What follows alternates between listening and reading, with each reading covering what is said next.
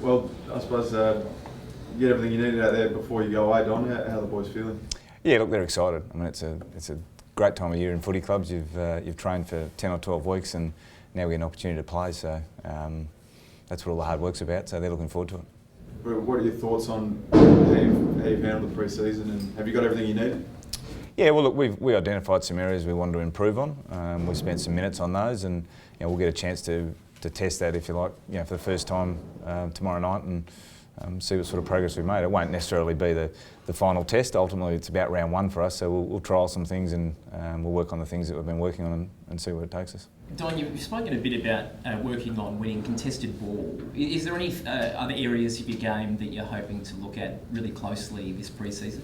Well, we want to keep working on the three main areas of focus for us. I mentioned the contest, and we've done some work in that space. We still want to keep tweaking with our ball movement, especially against certain defences, and the same in our defensive side of things. So we keep working on that. We want to play a balanced game, and therefore we try and allocate time and minutes towards improving the areas we want to work. We want to improve, and hopefully we've got that balance right.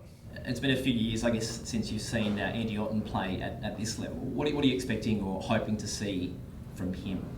Oh, look, Andy was one of a number of guys last year who was right on the edge of playing, and there weren't opportunities, just the way the side was playing and lack of opportunity from injury viewpoint. So he finished the SANFL season really well, was in good headspace, and we know what Andy brings to the side. He's an experienced defender, he's got great leadership, and I know he's super keen to take the opportunity that's presented him and push his claims for round one. How much game time do you think he'll get? Oh, hard to measure. I expect him to play a significant amount of the game. We've got a few guys down back who aren't going to be playing, so I'm also mindful of making sure that guys we've got in the squad get a chance to press their claims, and that's about giving them enough minutes to do it. So sometimes you've got to be fair to players as well and make sure they're not given 25 minutes and saying, well, sink or swim type of thing. So look, Andy will get a good look. You also get a look at a few rookies, Beach and Greenwood too, a nice opportunity for those guys. Yeah, and that's all part of our plan through the JLT. I mean, we understand it's about preparation for round one. It's also about giving opportunity to guys and seeing guys who have trained on really well the chance to, as I say, press their claims, and those guys have ticked boxes throughout the pre-season, so it's going to be great for them to get a chance. I know you'd much rather have him playing Rory Sloane, but him not being there, I guess, allows some other players an opportunity to get more midfield time. Yeah, and that's been a stated aim of ours, is to expose some more guys to the midfield, and we'll see that tomorrow night. That'd be a bit of a blessing in disguise then, Pyke, even though Tomo, no Crouch, obviously you want your main guys fit, but the vacancy that they leave. Well, it certainly presents opportunity and significant minutes for others. I mean, I think if in an ideal world we'd have those guys available, so we could build them through the pre-season, but we've now got opportunity for other guys to, as I say, state their claim, and I know all those guys, talking to them individually, are excited because they recognise that there's a spot there, or spots there, and they've done the work, and so over to them really to push themselves forward. Don, what do you hope to see out of Curtly Hampton tomorrow, and is he going to play predominantly in the midfield? Obviously, he's been training most of there during the pre-season.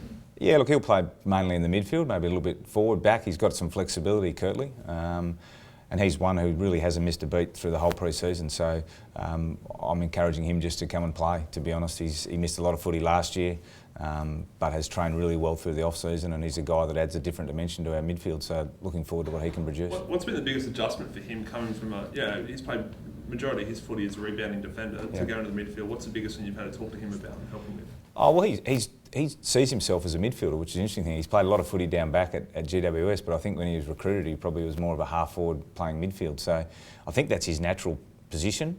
And so he's now reconnecting in terms of learning the skills around both stoppage and transitional stuff. But he's a unique athlete in the way he's got some power, he's got speed.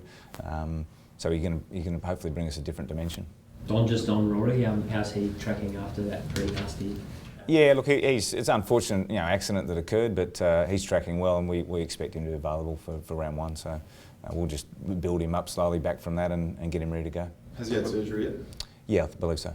What about Thompson and Brad Crouch in the round one frame? Yeah, well, they're in the mix. We've got a number of guys that we're mindful of where they're at in terms of their build. the challenge is to get guys back ready to play versus being available, which is a big difference. So we've got a lot of guys who have spent a lot of weeks training and getting themselves right to go. Those guys have missed a little bit of time, so we'll make sure that we actually, we manage them correctly in their return to play, and they've got some hurdles to clear on that. But again, expectation is through that process that those guys will be there or thereabouts for round one. And also, Jake Lever, so all those guys you think would be at this point, they're on track to play in round one? Yeah. We spoke to Curtly Hampton. How about Troy Menzel? How much better off is he this time as opposed to the same time last year? Yeah, well, he's improved. And again, we challenge our players, and it's our role as coaches is to try and make everyone on our list better and improve the list. And Troy's embraced that. He didn't have the year he wanted last year, but he's done a chunk of work as well, and he's owned that, and he's now owning his career to a high degree. And again, he's another one who'll get an opportunity in the JLT to press his claims. And I know, talking to him even as late as this morning, he's got a really firm resolve about what he wants out of his footy, which is a great step forward for Troy. What role does he play? He'll play predominantly as a forward who can push up in the midfield for us. Are those sort of guys you need to take the next step to help your team take the next step as well? A couple of guys to come from the outside and improve the team? Well, I think, as I said, at the end of last year, we've got to look for improvement, and some of that's going to be organic from the group we've got, and we expect that, and we saw that last year. Unfortunately, last year some of those guys didn't get an opportunity just through numbers. They put some good form on the board at SANFL level and played some really strong footy, and in actual fact, at the end of the year, when I talk to them individually, they're saying they feel like they're a better player, even though they didn't play AFL footy. Well, now we give an opportunity to them to play, and that's what it's about as a player. If you keep getting better, and you feel you're getting better, and that's not saying they're perfect players by any stretch, but they're in a better headspace now to be able to play and compete and perform at an AFL level, which is the exciting part. Menzel showed his class previously. How important is it that he shows that for the Adelaide Crows this year? Last year, as you said, he didn't get a crack. Pretty important for him to show that he's able to break into year 22. That's clearly a strong driver for him. And for Troy, it's about that belief and then performing, and that's going to be his challenge. And as I said, talking to him today, he's up for it, which is great. You said a bit earlier he was very clear on what he wanted to get out of his footy this year. What was that exactly? I'm not going to disclose that necessarily. That's a conversation between Troy and myself. What was the biggest hindrance for Troy last year? Was it that he may not have arrived in the best sort of fitness shape to play? He was chasing his tail for a fair chunk of the year, just in terms of from a conditioning viewpoint.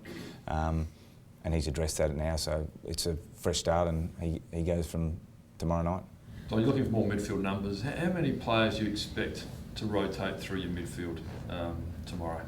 We'll have a number go through there. I mean, it's hard to put an exact number on it. There'll be some slightly different faces in there at times. We've just got to be mindful. I mean, our aim out of the game tomorrow night is clearly we want to build some good habits with our group. So we've got to be mindful of not just spinning wheels and getting guys in spots for 5 minutes here, 10 minutes there. We want to give guys who have done the work opportunities to play their primary role, but we want to also build in their secondary role. And so, we'll see some different faces in there tomorrow night, but those faces are guys who have done work at training in those areas.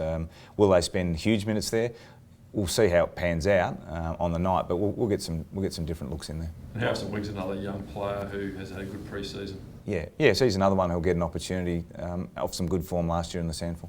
What about Miles Paholke, obviously the only draftee who's going to be playing or in the squad for tomorrow night? Is he ready to play AFL senior football if picked for round one? Well, we'll see. That's the challenge. We bring these young guys in. I don't put any limits or caps on him. His training form has been great.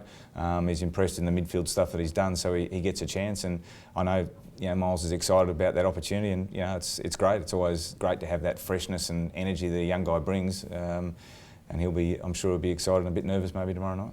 So how concerned are you that some of your senior players, mentioned Thompson and Sloan and Lever and Crouch, that haven't had going to round one probably without a lot of footy under their belts this pre-season? Is that a concern? Yes and no. I mean, our program's really working to build them towards that. Lever's going to miss a couple of weeks with a minor hamstring, so we don't think he's going to really interrupt too much of his pre-season. Brad hasn't done a lot since Christmas, but he'll build back up, and we're confident we can get him going. And Scott's seasoned professional, so I don't expect it's going to take long for Tomo to come back into being able to play at the standard, because he's not reaching for something he hasn't played a lot of really solid games of footy at. So, look, we're confident. Don, what about Cole Cheney, Luke Brown and Paul Seedsman? How far are those three guys away? All tracking really well.